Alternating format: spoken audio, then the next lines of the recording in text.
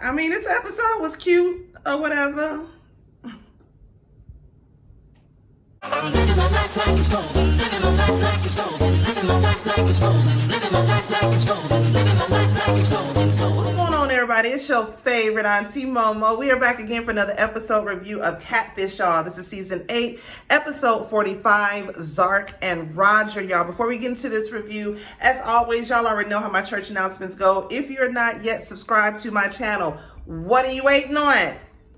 I tell y'all this every time you step up in here, you already know I'm coming with them hot fire catfish reviews for y'all now.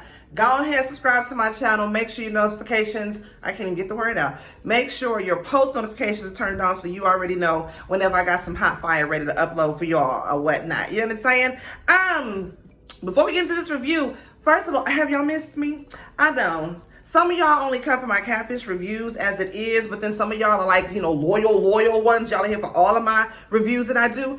And I had to take a week off, y'all. Listen, your auntie is a strong dom goddess. You know what I'm saying? If you don't know, ask about me. But, you know, even your strongest people in your life, it's like a meme that I had seen years ago that I still see randomly that pops up on Instagram. Check on your strong friends, because some of us need a motherfucking hug. You know what I'm saying? You ain't been going through it, okay? Your auntie been going through it, but I'm coming out. I'm coming out of that shell that I was in, because, you know, some of y'all know that I deal with bipolar depression, and when I'm down, bitch, I am down, okay?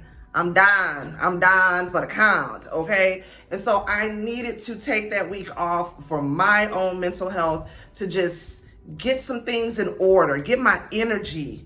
My peace was disturbed, you know what I'm saying? I had to literally take a step back from a lot of stuff and just clear my mind and just let God take control. You know what I'm saying? I ain't trying to get spiritual, nothing like that on y'all, but I'm just saying it is what it is.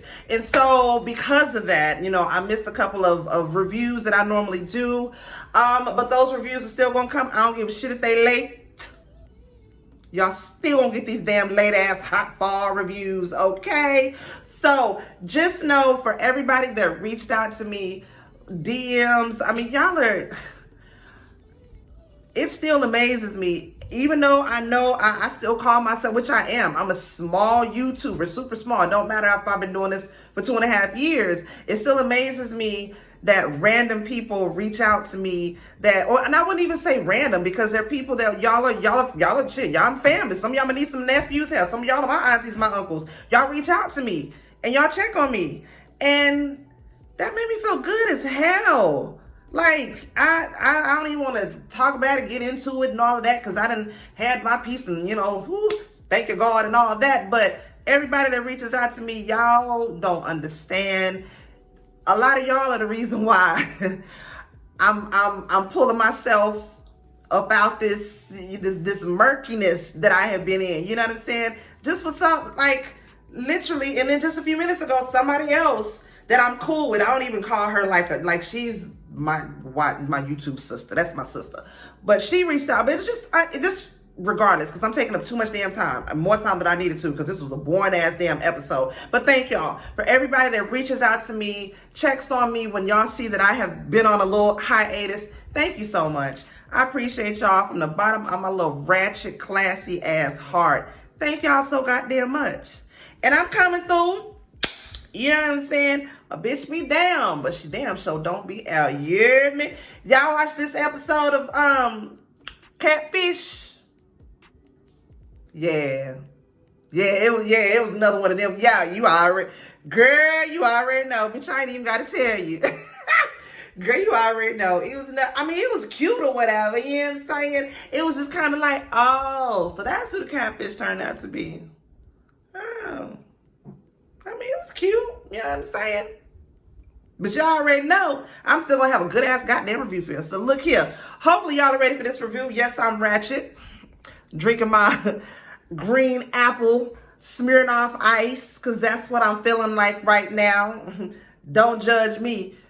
Kiss my damn ass. Whatever. Ain't that what they say? Something like that. Anyways, hopefully y'all are ready for this review. because you already know I'm ready to give it to you. So let's go and get up into it, y'all. All right, y'all. So we have Zark. Zark is fucking fabulous. Okay, let me just say, Zark got on the camera and he was like, yes, bitch, I'm here. I have arrived. The show has started. This is what it is. You know what I'm saying? He is 22. He is from DC. He's a model. He has been talking to Roger for the last 2 years. Roger is 31 from Orlando, Florida. They ended up meeting on Tinder. Now, he said when he had first met Roger, Roger came at him like real strong or whatever. I guess they had connected over them being in the same kind of area or whatnot. And so after they had ended up meeting on Tinder, Roger was like coming at him like hard, like the goddamn, like go home, Roger. Like the motherfucker was like steady coming at his ass. So he said he was like ducking and dodging him for a while. Finally, he ended up giving in. They was talking on the phone for a little while. And from them talking on the phone, from them talking on Tinder for a little while, they end up talking on the phone, texting each other, whoop-de-whoop, yada, yada, yada. Now, he says that the time that they had ended up meeting on Tinder, Roger was in the DC area at that time because of apparently Roger is a government contract, okay? He worked for them folk. He worked for them goddamn people. He says that he travels often to DC because he is a government contractor. He is often in DC all the time. This is when they had first initially met on Tinder. Well, since then, Roger ain't had his goddamn ass back up in the goddamn DC area. So what the hell I know the panorama probably stopped a lot of shit from going on, but it's still, you work for the government. That don't mean shit.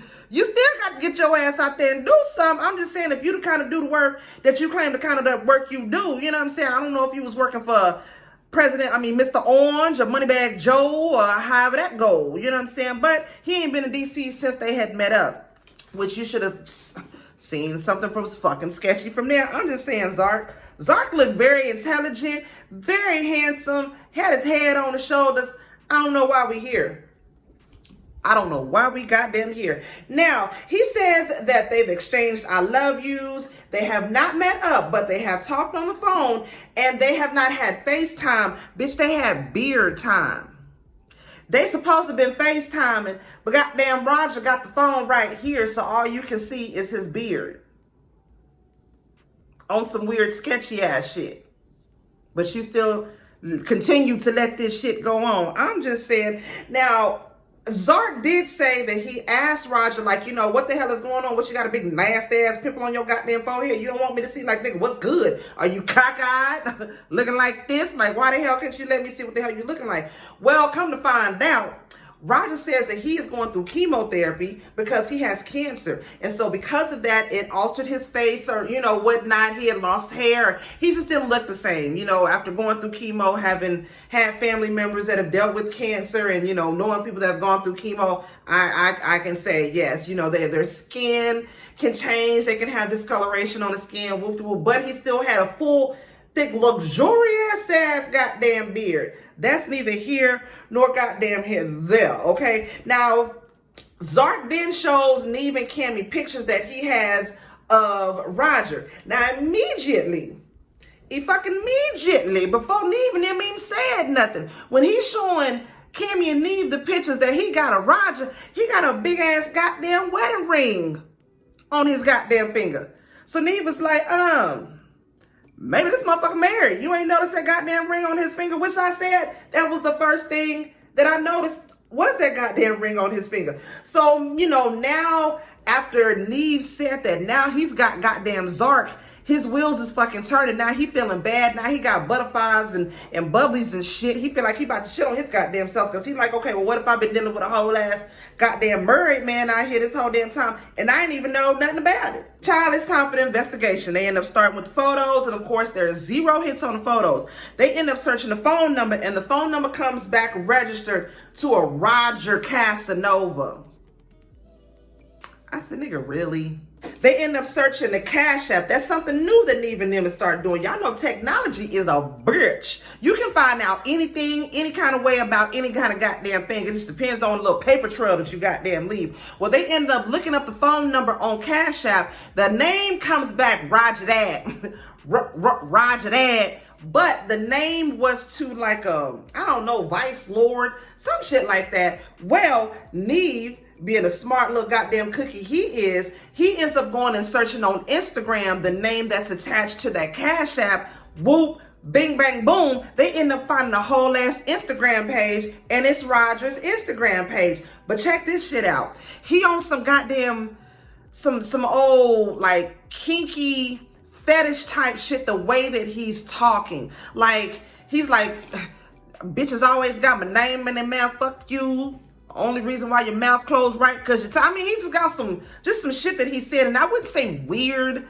Yeah, but some people will see it as weird. I just seen it as the way he was talking. It just looked like he was talking like some kink fetish type shit, but completely different from the way Zark had presented him to be in, as this nice guy, this nice sweet guy, work for the government, probably work for Moneybag Joe or whatnot, and come to find out, he's a whole ass goddamn, what's that, 50 Shades of Grey motherfucker out here? Like, we just didn't know what the hell was going on. So while they scrolling through Roger's IGs, they looking at his posts, and they see that there's really one other post from some chick named Fatu that's on there, right? So they end up sending Fatu a message. She ends up sending a message right back. She says she can't Zoom because she at work, but she can call, talk to him on the phone or whatnot. So she ends up calling. Now Fatu says that yes, she does know Roger. She's known him for many years. Matter of fact, she was friends with him and his wife back in the day. Cammy looks over at Neave and said, bitch, I told you. Now, Fatu also says she knows that they were having problems at a point in time. She does not know if they are still married now to this day. Now, she does say that this fool does not work for the goddamn government. And as far as she knows, that nigga ain't never been sick with no cancer before neither. So Neave asked Fatu, does she know like what he does for a living right now? Just then she was like, hold on, let me put you on hold for a minute, right? So of course Neave came talking in the back like, what is she fucking doing? Like, this bitch is sketchy. Put a post-it note by her goddamn ass. We ain't finna trust her ass. Then she get back on the phone real quick, say she gotta hurry up and get up because her boss is calling her and whatnot. She hangs up the phone. Now, of course, we gotta put a post-it note next to this bitch name because she's sketchy as hell. And the way that she hurry up and skeet out off the damn phone, that had me thinking like, wait a minute. What if that bitch boss was Roger that she was doggone talking to? What if she is Roger? What if Roger was sitting there, right there next to her ass that whole doggone damn time? So it's the next day, they holler back at Zark and they give him the tea, and immediately he is disgusted by Roger's bio because it even says in the bio like, yeah, it was just some very kinkish type shit that he said in his bio. What it was exactly, I don't damn know, but it was just a bunch of shit that just didn't sit right with Zark's spirit, you know what I'm saying? Just kind of fucked him up, you know what I'm saying? He started crying, especially the part when they gave him the tea on Fatu, knowing about him and his wife back in the day. They used to kick it, probably was out having drinks and shit like that, you know what I'm saying? So at this point, Neave is like, well, we ain't got nothing else better to do. Hell, fuck it, let's just call Roger. So he ends up calling Roger, and of course, Roger does not answer. So he ends up sending Roger a text message. Now, he does answer back really quick after Neave sends him that text message. He answers back and goes say, I figured this would happen sooner or later. How is Zark doing? Neave is like, excuse me, what you say? They asked his ass to get on a Zoom. He said he can't get on a Zoom because he's out in public right now. He would rather wait to do this when he gets back home. Me and Kimmy both was like, what you mean do this? What is we doing? See, I knew something wasn't right with his ass from the goddamn get-go. So child, they get home. They waiting on Roger to get on the Zoom. Finally, they get the little bing-dong. Hop on the Zoom, and child, look who it is. It's really Roger.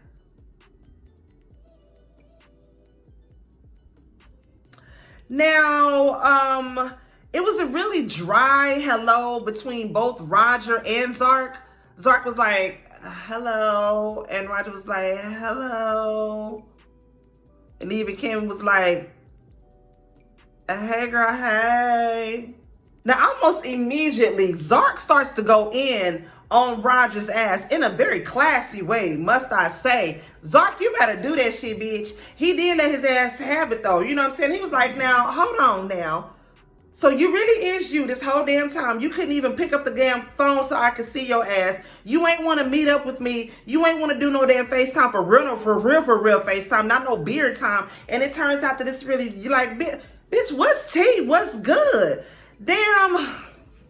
Roger claims that he didn't want him judging him based off his IG post and that they shouldn't judge him based off of his IG. Mind you, you lied in the first damn place and said you was a goddamn work for Moneybag Joe and the government and all that, and you didn't even have no damn social media, which in actuality you did have goddamn social media, but you Christian Grey, whatever that motherfucking name is, 50 Shades of Grey up out this bitch. That's what your whole ass goddamn IG is dedicated to do and doing shit like that. You know what I'm saying? So you telling us not to judge you, stop doing judgy, sketchy ass shit. That's the first thing that came to mind. And he wasn't even talking to me. But as executive couch producer, I just felt it my right to be like, sir, you don't want to be judged on sketchy ass shit. Don't do sketchy ass shit. That's all I'm goddamn saying. Now, he says that, now Zark, like I said, when Zark was getting his ass, Zark said, come to find out, I heard that your ass wasn't even sick with cancer any damn way. Roger does clear it up and he says, yes, he actually was sick with cancer, that he actually was going through chemo, that whatever medicine he was on made him gain a bunch of weight. He did have a little belly on him, but I thought it was cute. Y'all know I'm chubby gang all day, you know what I'm saying? I like a man with a little beard, belly, that's cute. But he was saying that the medicine made him sick and, you know, whoop-de-whoop. And so it did a lot to him. And because Zark is young and beautiful and he's a model, that made him feel insecure. And so basically, him leading him on, lying to him basically for this last 2 years was a way of him buying time until he felt comfortable to actually come face to face with Zark. But child, hold on, the motherfucker was still lying about shit. Now, he says that he, of course, does not work for the goddamn government. This motherfucker does billing and coding for a doctor's office. He says that he actually lives 15 minutes away from where Zark works. He was using his IG to look at Zark's goddamn IG. So basically, he was stalking his ass from a goddamn distance, looking at his ass and shit. Then, bitch, this was the fucking kicker to me. He's not 31, he's 45. Again, you don't want to be judged. Stop doing sketchy ass judging shit like that. I'm just saying. Because quite honestly, he didn't look 45 now. He damn sure didn't look 31 now. I gave him a good, 36. Birthday coming up, finna be 38, you know what I'm saying? Maybe 40, but definitely not 45. He still look good for his age. But again, his insecurities is what, stopped him from being real and, coming forth with Zark. Now, this was my whole thing. He was like, and as far as the marriage thing go, yes, he was married, but he says that he no longer talks to his ex-wife. They ain't have no goddamn kids together, so he ain't got no reason to talk to her goddamn ass. But yes, he was married at a point in time. So Fatu wasn't lying about that, but she just didn't know about the fool, not having cancer because she haven't talked to him in, however long. She was probably friends with the homegirl anyway. You know what I'm saying? She ain't fucked that fool anyway. Now, Roger's whole thing is he tries to justify catfishing by saying, well, at least I'm the real person. At least I didn't ask you for no money. At least I didn't lie to you about this and, say it was this. But I was proud of Cammy because, there was a point where they had took Zark and they just had straight up talk with, Neve, Cammy, and Zark. And Cammy let this motherfucker know, like, look here, a lie is a lie. Period. Pooh. It don't goddamn matter how big or how small. A lie is a lie. And the fact that he lied to you for 2 years, having you think that he's this whole other person working for Moneybag Joe and shit. Come to find out, this fool could have been at your local neighborhood Starbucks the whole damn time. Probably peeping you, watching you get your goddamn green matcha and all this shit. He's sitting in the back booth watching you, and you don't even goddamn know about it. Cammy's like, look here. I don't like this. You need to be, let him know that he lied and that it wasn't right. And again, another thing that she called out that I peeped that shit too. Roger was using his maturity to manipulate the whole situation and basically manipulate how Zark should feel, which was another thing that I didn't doggone like, and I was good that Cammy called that out. Cammy be on her shit, baby. I likes that. Now, although Zark is upset, he mad, he pissed off, whatnot, he says he still wants to see if possibly who this person is and see if maybe something can work work with them. Now, Roger does apologize to Zark. I keep sitting on his hair, y'all, because his hair is goddamn long. Roger does apologize to Zark. Zark's whole thing is from here on out, we're going to start with a clean ass slate. We're going to pretend like we just met on Tinder. You know what I'm saying? Bitch, I just swiped right and gave you the privilege of talking to me, and I will holler at you when I want to holler at you. You know what I'm saying? Once Roger sees that Zark is starting to, open up a little bit and forgive him, child, that's when that thirsty came out. I seen that thirsty that Zark was talking about, because Roger was like, all right, cool. What we still doing on the phone right now? You gonna call me? You gonna text me? What's up? What's good? What's popping? He like, oh, hold on. I will call you and I will text you when I want to. And so Roger was like, boss, so you gonna call me? You for real? You gonna call me? You gonna call? I was like, ooh, that's that thirst. You know what I'm saying? Hydrate, nigga, hydrate. You know what I'm saying? So, come for a follow-up of the show. Zark says that he avoided his ass for a couple weeks. You know what I'm saying? Want to make his ass, want to torture him for a little while. Want to give him some punishment. Let him see what it's like when he ain't there. You know what I'm saying? You don't know what you got till it's gone. So after a few weeks, he finally did answer Roger back, and they went on their first date. After their first date, Zark says he hopes that this is the opening to a new positive beginning between the both of them, and the episode ends from there. Now, like I said, it was cute or whatever, but my whole thing is, why didn't y'all get more into the whole social media thing with him? Like, why didn't y'all hit on that a little bit more? You know what I'm saying? And then, it's not our business about the cancer and all that, but when did you have this cancer? When were you exactly going through this? Cause it's just still a whole bunch of questions that I have burning in my mind. You know what I'm saying? And I got a question for y'all.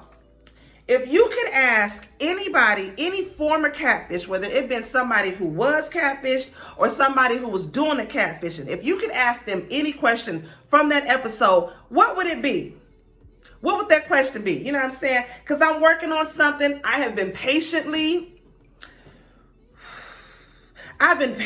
waiting, fingers crossed. I hear some news back because your auntie got some things in the work. You know what I'm saying? Like I said, I've been patiently waiting on God to move. And baby, when I tell you God has been moving, he's been like, baby, when I tell you I move, you move, and I'm moving just like that. So if it's any question that you would want to ask somebody that has been on catfish before, whether it has been somebody that was doing the catfishing or somebody that had got catfished, send me an email to RealQueensRealTalk@gmail.com. And like I said, your auntie got some things in the works. So y'all, that was the end of the episode right there. Like I said, it was cute or whatever, but just because I rocks with MTV, y'all know I'm executive couch producer, and I'm gonna keep it 100. This episode was a little boring. Un poquito is a little boring. I want y'all to come back with it next week. Let's do this, empty bitch. Let's do this. Y'all was doing good last week was tea. I was here for it. But then we got this. And it is what it is. But look here, y'all. Y'all know what to do. If it was anything that I missed, drop it down below and let me know. Please don't forget to like, comment, subscribe, and share. Your Auntie Mo. Gonna see y'all in the next video. Peace out.